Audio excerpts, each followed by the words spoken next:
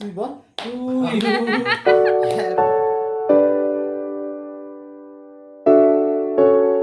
জানি না আমি কতটুকু খাবো, নিজের জন্যই মনে হয় এনেছে।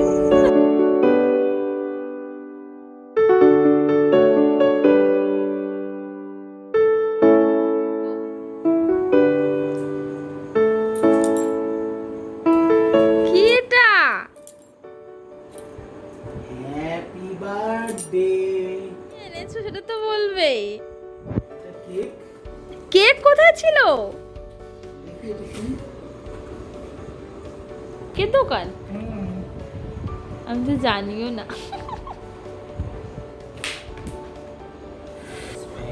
Very very small cake.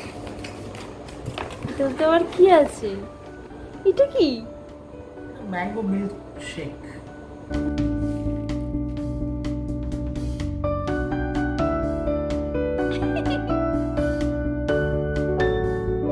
বন্ধুরা, welcome back to my channel. আশা করি তোমরা সবাই খুব ভালো আছো, আমিও বেশ ভালো আছি। তো আজকে হচ্ছে আমার বার্থডে নাইট, মানে হচ্ছে কালকে আমার বার্থডে, আজকে 12টা বেজে গেছে। তো অনুপম এভাবে সারপ্রাইজ দিয়ে সেলিব্রেট করছে। তো চলো কেকটা কাটা যাক।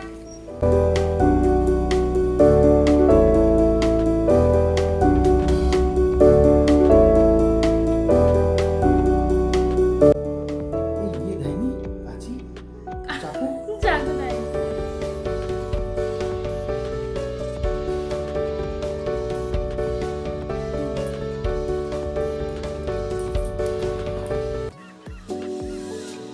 Happy birthday to you.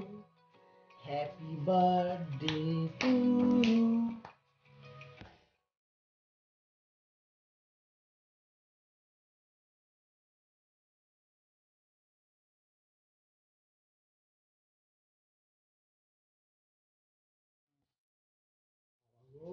এটা তুমি কি করেছো?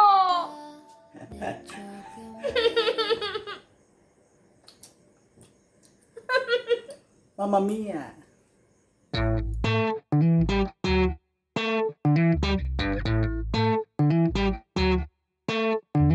দেখতেই পেলে যে কিভাবে চতুর্দিকে আমার কেক মাখিয়ে দিয়েছিল। একটা মিনি সেলিব্রেশন তো হলো আমার জন্মদিনের। কালকে অনুপের মিটিং আছে বলে কালকে কিছু করতে পারবে না মোস্ট প্রবাবলি। তো সেটা হবে মনে হয় সানডে। তো চলো এই ছোট্ট বার্থডে সেলিব্রেশনটাই আমি তোমাদের সঙ্গে আজকে শেয়ার করলাম। যাই হোক, বার্থডেতে তো সবারই খুব আনন্দের একটা দিন, সেটা সব মানুষ কাছের মানুষের সঙ্গে কাটাতেই পছন্দ করে। তো এখন তো বাবা মার কাছে যেতে পারছি না। তো আর অনুপ সারাদিন কালকে থাকবে না, মনটা খুব দুঃখ দুঃখ লাগছে। তো দেখা যাক কালকে কখন ফিরে। তো চলো দেখতে থাকো, আশা করি তোমাদের ব্লগটা ভালো লাগবে। আর যদি ভালো লাগে তাহলে কিন্তু অবশ্যই লাইক করে দিও। তো আজকে রাত্রে আমাদের ছোটোখাটো একটা সেলিব্রেশন হচ্ছে। তোমরা সকালে আগেই দেখলে অনুপ একটা কেক নিয়ে এসছে, আর এই একটা ওয়াইন এনেছে, রোজ ওয়াইন। জানি না আমি কতটুকু খাবো, নিজের জন্যই মনে হয় এনেছে। মোটেই আমার জন্য। তাও আমি 8টার সময় এসছি অফিস থেকে, তারপরে নিয়ে আসা হয়েছে। এত অ্যারেঞ্জমেন্ট। না, এত কষ্ট করে এনেছি যখন আমি অবশ্যই খাবো। একটা সিপ তো দিই। দারুণ, ট্রাই করতে পারো। ওর দারুণ লেগেছে, আপনি বুঝতে পারছো তো? দেখে নাও ব্র্যান্ডটা। নামটা বলে দাও। ফ্রাটেলি। তো ওর দারুণ লেগেছে, আমার ভালো লাগছে না, কিন্তু ওয়াইন এরকমই হয়, ভালো খেতে। তোমরা ট্রাই করতে পারো যারা খেতে ভালোবাসো আর কি। তো আমরা এখন রাত্রিবেলা এইভাবে ব্যালকনিতে দাঁড়িয়ে ফাঁকা রাস্তার সাথে মাঝে মাঝে দু একটা গাড়ি যাচ্ছে, লরি যাচ্ছে, তার সাথে এখন জন্মদিন সেলিব্রেট করছি।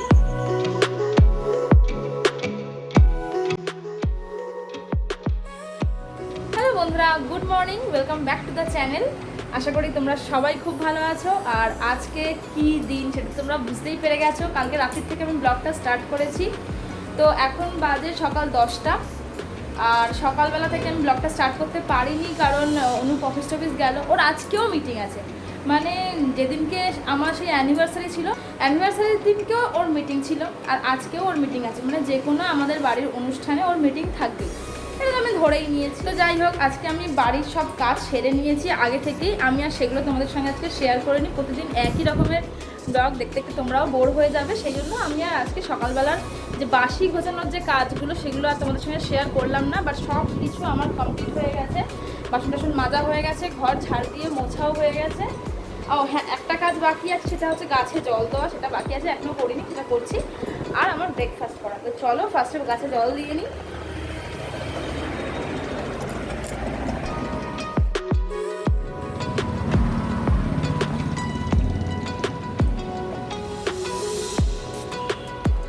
আজকে গাছে অতটা জল দিতে হচ্ছে না কেন, কালকে তো রাত্রিবেলা বৃষ্টি হয়েছে, তো মাটিটা বেশ ভিজে ভিজে আছে, তো ওই জন্য আজকে আর তেমন জল দেওয়ার প্রয়োজন পড়ছে না। তবুও গাছকে খাবার দেওয়া, জল দেওয়া তো আমাদের কর্তব্য। বাড়িতে যখন রেখেছি আমাদের বাচ্চার মতো গাছটা, যাই হোক। তো চলো কথা বলতে বলতে আমার ব্রেকফাস্টটা করে নিই। আজকে আমি ব্রেকফাস্টে বানিয়েছি নুডলস। তো অনুপ খেয়ে গেছে, বলেছে নাকি খুব সুন্দর হয়েছে চাউমিনটা। তো চলো চাউমিনটা খাওয়া যাক, কারণ খিদেও পেয়েছে। সকাল থেকে কাজ করতে করতে আমিও বেশ ক্লান্ত হয়ে গেছি, বেশ খিদে পেয়ে গেছে। তো কালকে তোমরা দেখতেই পেলে, মানে কালকের যে রাত্রিবেলা যে কেক কাটিং সেরেমনিটা হলো, প্রায় সারপ্রাইজই দিয়েছে আমাকে। চাউমিনটা খেতে খেতে কথা বলি, যা খিদে পেয়েছে না। তো কালকে আমি ভেবেছিলাম যে ও কিছুই করবে না, কারণ অত রাত্রিবেলা এসছে, অনেক দেরি করে কালকে অফিস থেকে ফিরেছে। তো বললাম ঠিক আছে চলো, সবসময় তো সব দিন সমান যায় না, সব জন্মদিন তো আর সমান যায় না। তো সেই জন্য আমি আর কিছু বলিনি। তো হঠাৎ করে দেখছি রাত্রি তখন 11:58 বাজে, হঠাৎ করে একটা কেক, মানে অনেকগুলো পার্সেল নিয়ে ঢুকছে। চাউমিনটা কিন্তু সত্যি খুব সুন্দর হয়েছে, দেখেছো কেন একটা একটা ছাড়া ছাড়া চাউমিনগুলো একদম ঝুরঝুরে, একটু আটকায়নি। তো এখন ব্রেকফাস্ট আমার কমপ্লিট হয়ে গিয়ে 2 ঘন্টা হয়ে গেছে। 2 ঘন্টা ধরে আমি বসে বসে সবার সাথে আড্ডাই মারছিলাম, কারণ বুঝতেই পারছো আজকে জন্মদিন যেহেতু, সবাই মানে ফোন করে করে, ম্যাক্সিমাম বন্ধুরা ফোন টোন করে, মেসেজ করে, কেউ কেউ এরকম করে করে সব উইশ করছিল। তো ভাবলাম কি যে যখন চাউমিনটা খেয়েছি আমার পেটটা তো ফুল রয়েছে, তো আমার খিদে পাচ্ছে না, তো তখন আমি ওই দিকেই মনোযোগ দিয়েছি। তো সবাই মিলে যখন ফোনে গল্প করছিল, আমিও গল্প করতে মেতে গেছি, ভুলেই গেছি যে আমাকে রান্না বান্না করতে হবে। ইলিশ মাছ কালকে এনেছিল বললাম, তো এই ইলিশ মাছটা দিয়ে একটুখানি বেগুন ইলিশ করে নিই আর ভাত বানিয়ে নিই, তো গরম গরম খেয়ে নিতে পারবো। তো কালকে আমি বেগুন কেটে রেখেছিলাম, একটা বেগুন অনেক দিন ধরে রয়েছিল, শুকিয়ে গেছিলো প্রায়। তো ভাবলাম যে কালকে কেটে রেখে দিই, যদি মনে হয় তো খাবো। কোথায় গেল বেগুনটা, খুঁজে পাচ্ছি না। এই হচ্ছে আমার বার্থডে কেক, যার অর্ধেকটা শেষ হয়ে গেছে। এটা একটা চিজ কেক টাইপের, কেকটা কিন্তু খুব ভালো খেতে। আর দেখো এই ম্যাঙ্গো মিল্কশেকটাও এখনো রয়েছে, এটা এখনো খাওয়া হয়নি।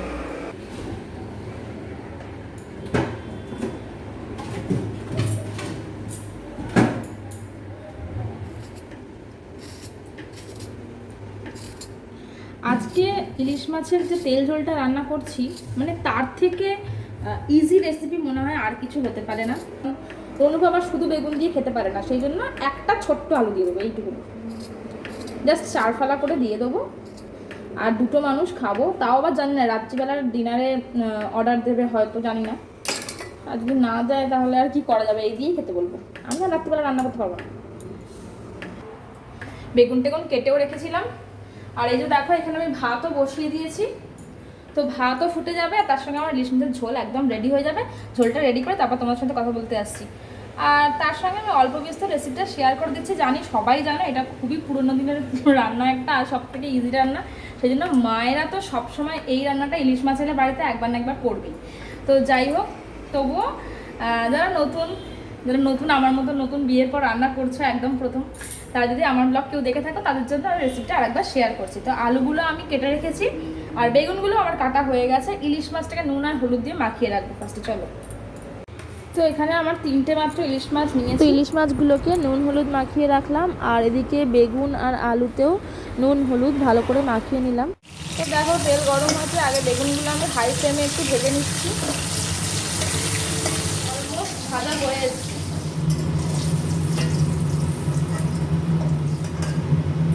তো দেখো এখানে আলু আর বেগুন ভাজা হয়ে গেছে। মাছ ছাড়তেও এত ভয় লাগে না। ইলিশ মাছ ফাটে না তো জানি, তাও আমার ভয় লাগে। তো ইলিশ মাছটা তো আমার ভাজা হয়ে গেছে। ইলিশ মাছ বলে বেশি ভাজতে নেই, কারণ বেশি যদি ভাজা হয় তাহলে বলে ফ্লেভারটা মানে মানে গন্ধটাই থেকে চলে যায়। তো ইলিশ মাছ আর চিংড়ি মাছ একটু কম ভাজাই ভালো। তো যাই হোক, ওই যে তেলটা ছিল, এই দেখো ওই যে তেলটা ছিল, ওটার মধ্যেই আমি অল্প একটু কালো জিরে ফোড়ন দিলাম, আর দুটো কাঁচা লঙ্কা চিড়ে রেখেছিলাম সেটা দিয়ে দিলাম। কিচ্ছু না, সিম্পল একটু নুন, একটু হলুদ আর একটু কাশ্মীরি রেড চিলি পাউডার দিয়ে দিয়েছি। তো এইটাকেই ভালো করে একটু জল দিতে হবে, এই যা, নাহলে লেগে যাবে মশলাটা। দাঁড়াও, তো দেখো ওই মশলাটাকে ভালো করে কষাতে হবে। এখানে মাছ, আলু, বেগুন সব কিন্তু ঝোলের তলায় চলে গেছে, চাপা পড়ে গেছে প্রায়। তো মাছটা ফুটুক। এই হচ্ছে আমার আজকের লাঞ্চ, খুবই সিম্পল কিন্তু খুবই টেস্টি। স্নান টান করে আমি এখন খেতে বসে গেছি। একা একা বুঝতেই পারছো, খাওয়া একটু দেরিও হয়ে গেছে। না, স্নান করে খেতে বসিনি, স্নান করে পুজো দিলাম, পুজো দিয়ে এখন খাচ্ছি। তো দেখো ব্যালকনিতে ফোটা এই জুঁই ফুলের গন্ধে চতুর্দিকটা মোমো করছিল।